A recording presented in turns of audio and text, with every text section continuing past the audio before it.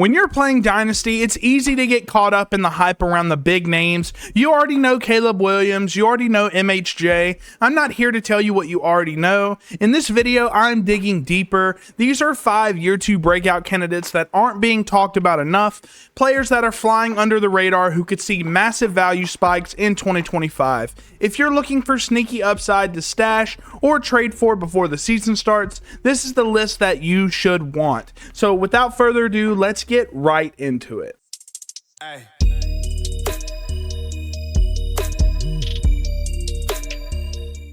All right, guys, kicking things off at number 5 on my list, it's Brilan Allen for the New York Jets. And yes, I know Breece Hall is there, but his efficiency has dropped pretty much every single year thus far, and he looked solid. Brilan did in his limited attempts last year. You see 92 attempts, 334 rushing yards, and 2 touchdowns. He also caught 19 balls for 148 receiving yards and a touchdown.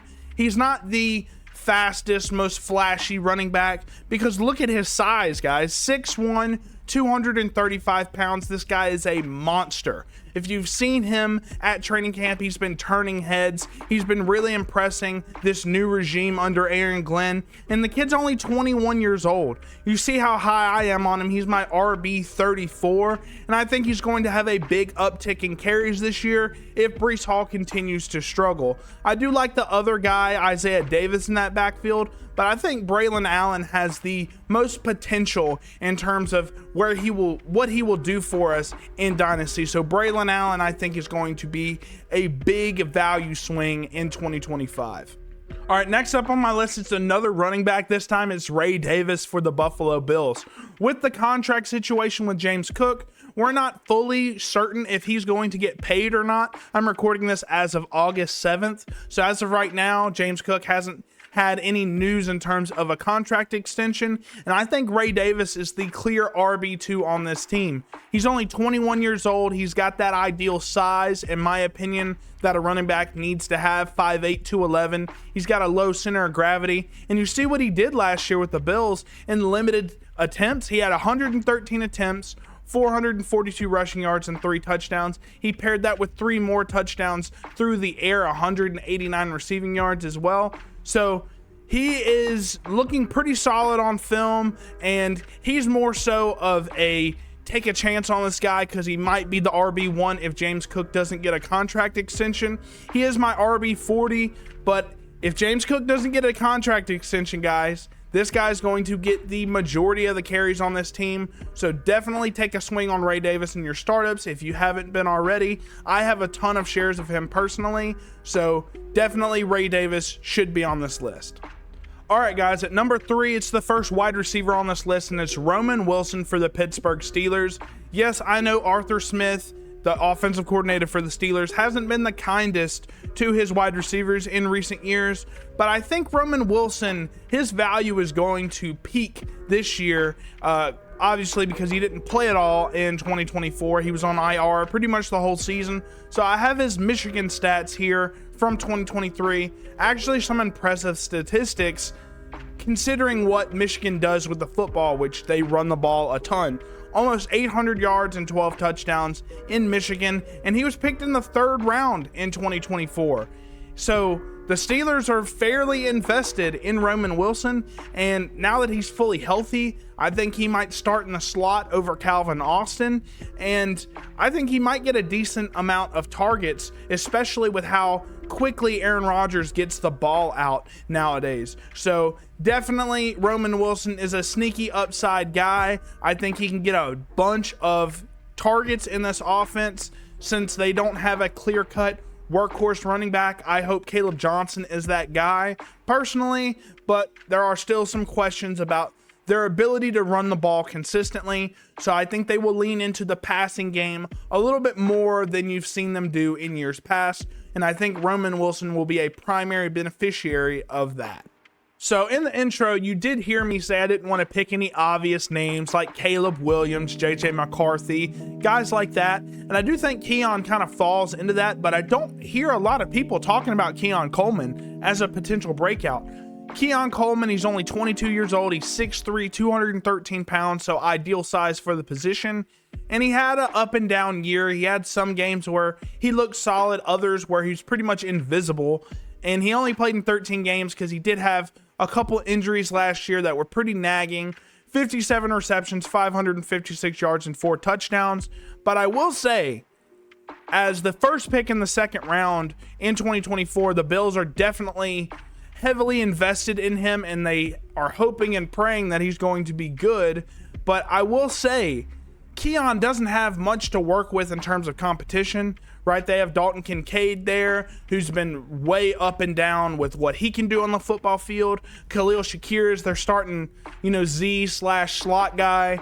He's been up and down, fairly consistent, but nothing super target hog type of wide receiver.